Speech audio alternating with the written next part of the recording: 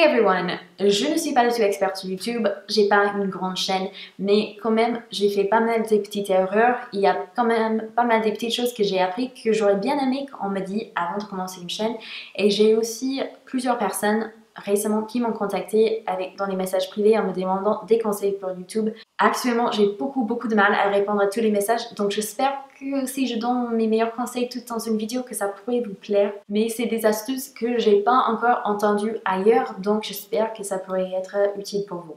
Numéro 1, c'est qu'il y a vraiment de place pour tout le monde. Je sais qu'il y a certaines personnes qui sont pas d'accord et ils disent que non, c'est un monde qui est hyper saturé, il n'y a plus de place, la compétition c'est trop dur et tout.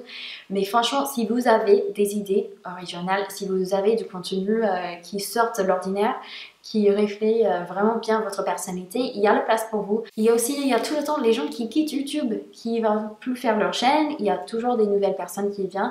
Et franchement, le plus qu'il y a de bon contenu sur YouTube, le plus qu'il y aura des personnes qui seront sur YouTube en général. Le partage sur YouTube c'est cool parce que c'est quelque chose, le plus qu'on partage, le plus qu'il y a du monde qui crée du bon contenu, le plus qu'il y a des personnes qui vont venir regarder le contenu et qui vont rester sur YouTube.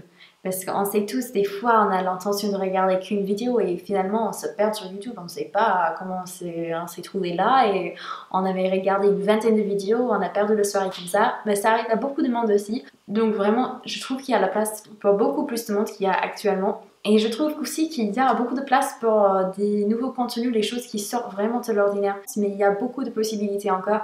Je pense qu'on n'a que fait le début de YouTube.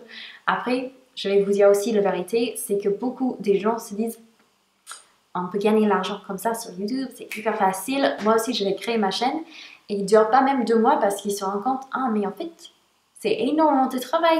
Et c'est énormément de travail et puis les gens, ils viennent vous cracher dessous. Ben, what? Et ils partent. Ça arrive tout le temps. Il y a des chaînes qui viennent, qui postent 1 ou 2 vidéos et qui partent et on les voit plus jamais sur YouTube. Parce que ça représente quand même énormément de travail, c'est pas non plus hyper facile pour tout le monde, peut-être pour certaines personnes, mais c'est pas le cas pour la majorité des personnes. Et le plus que ça grandit, le plus qu'il y a du boulot derrière, le plus qu'il y a des choses à faire, même si ça semble pour vous comme, bah, moi je pars de mon appareil photo, je vais couper le début, la fin, et puis voilà, je poste sur YouTube, c'est fini. Mais il y a tellement plus que ça à faire, voilà. Ça c'est mon avis perso et je vois que ça se passe tout le temps. Je vois des nouvelles chaînes qui arrivent, qui ont une qualité, une bonne qualité. Et vous savez quoi, leurs chaînes s'agrandissent. Et ça attire encore plus de personnes vers YouTube. Donc c'est vraiment, il y a le potentiel là. N'hésitez pas si ça vous intéresse, si vous êtes vraiment passionné et aussi si vous êtes vraiment prêt pour mettre le boulot derrière tout ça. Mon conseil numéro 2, c'est de ne jamais laisser des commentaires genre viens voir ma chaîne ou ah oui, je fais la même chose sur ma chaîne parce que la majorité du temps, les youtubeuses et les spectateurs qui sont venus pour voir la vidéo vont jamais voir votre message.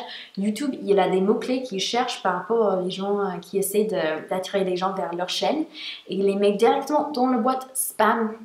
Et ça peut vous arriver, même si vous êtes gentil au début, vous dites mais comment je vais faire pour être découvert si je ne mets pas dans les commentaires que j'ai une chaîne aussi. Et YouTube, bah, malheureusement, ils vont bloquer vos commentaires en tant que spam.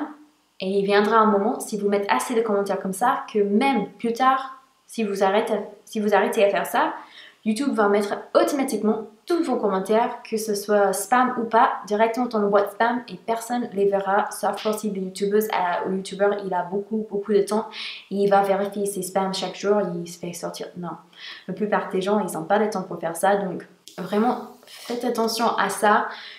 Il y a beaucoup de façons de se faire connaître sur YouTube et c'est surtout avec la bonne qualité des contenus qui intéressent les gens. C'est vraiment aussi simple et aussi compliqué que ça. Des petits messages, viens voir ma chaîne, ça vous attire que l'attention négative. C'est jamais les gens, ils voient ces commentaires, mais la plupart des cas, personne ne le verra jamais. Vous perdez votre temps. YouTube va le mettre directement dans les boîtes spam. Numéro 3, c'est par rapport les pouces vers les... Je vais dire ça mal. Les pouces vers le bas. Alors j'ai parlé avec une fille qui était vraiment triste parce qu'elle disait ma chaîne grandit. Il y a de plus en plus des personnes qui mettent les pouces vers le bas. C'est vraiment... c'est énervant. Moi j'ai rien fait. Ils n'ont pas me regarder les vidéos. Ils viennent tout de suite mettre leurs petits pouces et tout. Mais Je suis désolée si vous êtes un troll. YouTube, il compte ça comme engagement. Ça compte comme quelqu'un qui est passionné par la vidéo. Si vous mettez un pouce vers le haut ou vers le bas, pour YouTube, c'est pareil. Même, je sais que si on va dans les analytiques et on a moins de pouces bas que d'habitude, on a une petite flèche rouge vers le bas parce que c'est négatif qu'il y a moins des pouces vers le bas. On veut toujours avoir plus d'engagement. On veut que les gens ils sont assez passionnés par nos vidéos qu'ils s'engagent soit dans les commentaires, soit avec les petites pouces, que ce soit en haut ou en bas. Et justement, le premier 24 heures qu'une vidéo est sortie, YouTube va regarder l'engagement pendant cette période. Donc tous les commentaires gentils, tous les commentaires méchants, tous les pouces vers le haut ou vers le bas, ça va aider votre vidéo. Et YouTube va dire, il y a des gens passionnés par cette vidéo. Le plus qu'il y a de pouces, dans les deux sens, plus qu'il y a des commentaires gentils, méchants, le plus YouTube va dire, ah, c'est une vidéo qu'il faut partager et ça va faire partager encore plus votre vidéo. Donc si vous n'avez pas aimé une vidéo du tout, la meilleure chose à faire, c'est de rien toucher sur la vidéo, de ne pas vous engager, c'est de partir, de cliquer sur le petit X et n'en parler plus.